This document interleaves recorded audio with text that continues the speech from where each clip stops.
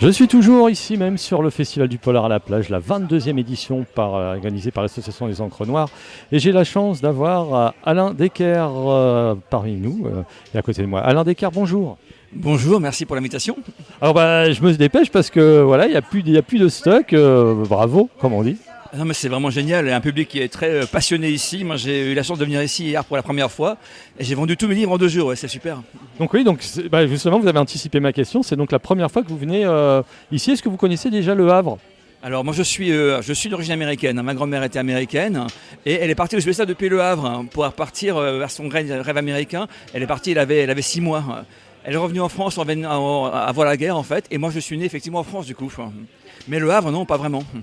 Alors, c'est quand même sympa, j'en parle beaucoup avec des auteurs qui viennent pour la première fois, d'avoir en face la mer, en fin de compte, comme salon du polar. J'en parlais avec une lectrice auparavant, c'est génial, je suis assis ici, j'ai la mer à 10 mètres, c'est merveilleux. Non, c'est un cadre qui est superbe. Alors, parlez-nous de vous, Alain Decker, pour que les auditeurs vous connaissent un peu mieux. Ça fait à peu près combien d'années que vous êtes tombé dans la marmite du polar ? Est-ce que c'est récent ou... Non, c'est tout récent, ça fait 2 ans et demi que j'écris en fait. J'ai eu la chance d'avoir un premier polar qui a été publié chez Robert Laffont, avec un succès littéraire et en plus un grand prix à la clé. Donc du coup, ça me donne envie de me continuer à écrire. Donc là, j'écris, j'en ai un deuxième qui vient d'arriver, là, sorti en mois de janvier prochain. Une trilogie ensuite, et après pour le reste, des salons, des rencontres, etc. Donc c'est vraiment un métier qui est génial. Ah, vous venez de quel univers, vous, passionné de plusieurs choses ? Alors moi je suis à la base un voyageur, un globe-trotter. J'ai beaucoup photographe, je crois. Voilà, photographe aussi, effectivement. J'ai beaucoup travaillé dans le tour operating, le guidage, les voyages en général, et puis la photo, ouais, que j'aime beaucoup. Vous avez à peu près combien de pays ? Vous avez compté un peu ? Aujourd'hui 120 pays. Et le dernier en date, c'était le Liban.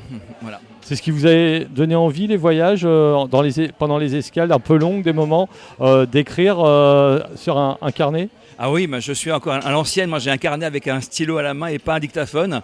Et j'ai des carnets à la maison remplis aussi bien en France qu'à l'étranger, évidemment, aux USA. Quand j'y vais, encore une fois, j'ai dit avant, j'ai des racines américaines. Et puis oui, je prends des notes. Et là, j'ai encore une fois été récemment soumis à une idée qui m'est venue grâce à un voyage. Et c'est vrai qu'on a tellement envie. Là, en l'occurrence, en Ukraine, où j'avais été avant le conflit ukrainien. Et je pense qu'un des prochains polars que j'écrirai sera un polar ukrainien, écrit par un franco-américain. D'accord. C'est un scoop pour vous.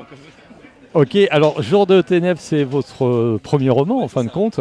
Et alors qu'est-ce qu'il raconte Alors il raconte en fait, pour moi, pour être précis, le polar c'est 3 choses. Un meurtre ou des meurtres, une enquête et une résolution. Et pour moi donc c'est un meurtre, c'est une jeune Suédoise qui est arrivée en Californie peu de temps avant sa mort sur un campus américain pour étudier et on la retrouve assassinée. Pourquoi, comment ? 2 flics vont s'y coller, 2 lieutenants de police qui ne sont pas forcément dans le moule de ce métier-là. Il y en a qui est quasiment en retraite, l'autre qui traîne un peu les pieds. Manque de bol, l'enquête leur est confiée, ils vont devoir y aller, ils vont tirer les ficelles et ils vont voir que l'enquête les mène vers eux-mêmes finalement. Alors ils vont être assez surpris comme vous aussi lecteurs. Et donc ils vont avec nous défiler au fil des pages les années aussi qui ont précédé leur nomination, mais aussi ce qui va arriver, avec aussi une empreinte sur l'histoire américaine. Donc ils vont être vraiment au cœur de l'action. Et encore une fois, à la fin, la révélation, ils vont être, comme vous, j'espère, en tout cas, surpris par ce qui va se passer, parce qu'ils vont être, encore une fois, dans un cadre totalement hors du commun. Alors, cette histoire, est-ce qu'il y aura une suite ? Et oui, la suite est sortie, donc est écrite, est sortie en janvier prochain. Voilà. Et donc une trilogie avec une autre 3e version, 3e livre, un peu plus tard. Toujours le même enquêteur ? Voilà, le même duo d'enquêteurs, la même évidemment police à San Diego, la même ville où j'habitais pendant longtemps, où j'étais étudiant en Californie. Voilà. Parce que pour moi, c'était naturel aussi de laisser aussi ce lien entre la France et les USA où j'ai vécu. Ma grand-mère, je l'ai dit avant, mon passé, donc c'était un lien pour moi assez logique et assez évident. C'était on peut dire, l'époque Reagan. C'était l'Amérique d'abord de ma grand-mère de Carter, de Reagan, effectivement pour moi, et puis après les années Bush aussi. Voilà. Et j'étais à New York aussi, un peu avant le 11 septembre, et j'étais sur les tours jumelles pas très longtemps avant qu'elles tombent, donc c'était aussi pour moi des liens assez forts. Ouais. Alors, est-ce que vous avez d'autres passions ? Donc vous l'avez dit, la photographie. Est-ce que c'est vous qui êtes à l'origine de la photographie du livre ? Oui, c'est ça, c'est une photographie de San Diego, Californie, effectivement. Non, moi j'adore les polars, moi je suis un grand lecteur de polars aussi, et c'est ce qui me servait d'écrire. Moi j'adore lire, et puis j'aime surtout rencontrer les gens. Ces moments-là aujourd'hui, avec vous, mais aussi avec les gens qui sont autour de nous, c'est des moments magiques pour moi, ouais, tout à fait. J'aime l'être humain. Alors, vous avez fait beaucoup de salons depuis la sortie du livre? Ah oui, une bonne trentaine, oui, je n'arrête pas. Oui, effectivement, la dernière fois, j'étais au Lozère. Là, donc aujourd'hui au Havre. Dans 15 jours, je serai à Caen. Après, ça sera la Bretagne. Après, ça sera vers Nantes et parfois même un petit peu plus loin. J'espère aller en Belgique et peut-être un jour au Québec où je suis aussi édité. Donc vous avez eu Quelle a été votre réaction, le premier prix que vous avez reçu? Parce que c'est votre premier livre, on est un peu dans l'inconnu, on ne sait pas si ça va plaire, etc. Quelle a été votre réaction? Alors, mais c'est vraiment gagner l'auto, hein. On n'y croit pas. Je me souviens toujours de l'endroit où j'étais, le jour où je l'ai appris, hein. J'étais sur mon siège de voiture au téléphone, j'étais glacé sur place de bonheur, c'était vraiment génial, figé sur place. Et puis après, on est sur un nuage, hein, on ne réalise pas. Et encore aujourd'hui, des fois, je me pince, mais c'est quand même pas moi qui suis là. Et puis on va en librairie, on se voit dans un cadre de vrais livres, on se dit, mais c'est quand même moi qui l'ai fait. Et donc on est heureux, forcément, ouais, c'est un moment génial.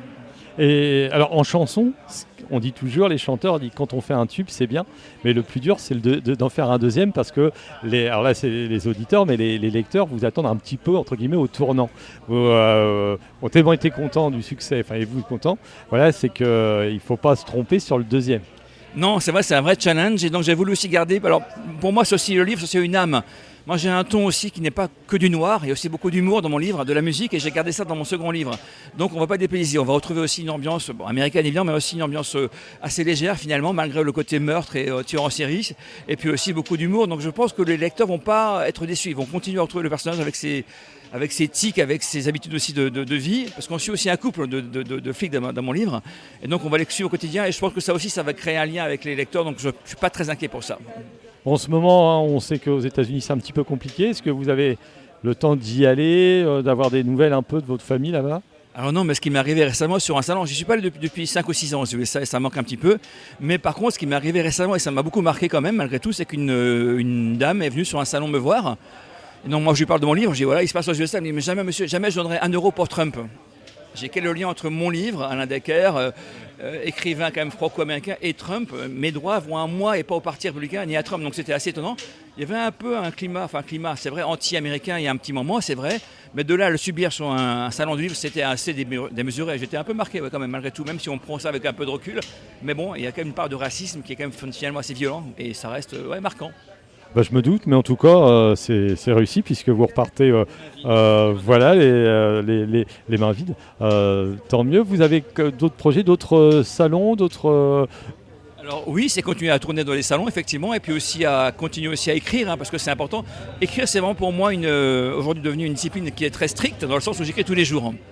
Ne pas s'arrêter, ne toujours avoir des idées, toujours prendre des notes, toujours essayer d'être en avant sur son projet. Alors c'est vrai que c'est très chronophage aussi, on y passe tout le temps. Chez soi, en voiture, ailleurs. Mais bon, c'est un milieu que j'aime beaucoup, le milieu de la littérature, et ça me fait plaisir d'y être. Ouais. Donc c'est un vrai bonheur, franchement. Et justement, on peut dire... alors, vous n'êtes pas vieux, vous n'êtes pas jeune non plus. Est-ce qu'on peut se dire... Ah, si, j'aurais dû commencer plus tôt, en fin de compte. Ah, mais c'est vrai, après, je me compare, pas forcément à lui, mais à Pierre Lemaitre, a commencé à 54 ans. Avec la carrière qu'on connaît aujourd'hui, j'ai commencé au même âge, donc je me souhaite la même carrière que Lemaitre, ça m'ira très bien. Mais oui, je suis un peu trop vieux pour envisager une vraie carrière longue, mais quand même, tant pis, je suis là. On peut vous suivre sur les réseaux? Oui, absolument, sur Instagram, Facebook, j'y suis, absolument, tout à fait. Donc Alain Decker, comme Black et Decker, comme les perceuses, mais sans le black. Voilà. Ok, bah merci Alain Decker, et puis encore bienvenue au Havre. Merci à vous, et puis bonne continuation aussi. Merci.